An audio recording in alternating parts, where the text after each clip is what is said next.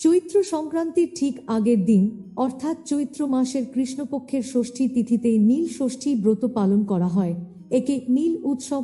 নীল ষষ্ঠী হল বাংলার হিন্দু সমাজ ও বিশেষ করে মায়েদের কাছে একটি অত্যন্ত গুরুত্বপূর্ণ লৌকিক উৎসব এবং ধর্মীয় ব্রত। নীল ষষ্ঠী পালনের মূল উদ্দেশ্য হল সন্তানের দীর্ঘায়ু ও মঙ্গল কামনা করা। মায়েরা সারাদিন নির্জলা উপবাস থেকে শিবের মাথায় গঙ্গা জল ও দুধ ঢালেন। বেল পাতা, আকন্দ ফুল এবং ধুতরা ফুল দিয়ে মহাদেবের আরাধনা করা হয়। সন্ধ্যায় শিব মন্দিরে প্রদীপ জ্বালানো হয়। সন্তানের সংখ্যা অনুযায়ী অনেকে আলাদা আলাদা প্রদীপ জ্বালিয়ে থাকেন। পূজার পর সাবু মাখা, ফলমূল, মিষ্টি খেয়ে উপবাস ভঙ্গ করা হয়। নীল ষষ্ঠীর ব্রত পালনের পর এই দিনটির বিশেষ মাহাত্ম্য বা ব্রতকথা শ্রবণ করা হয়।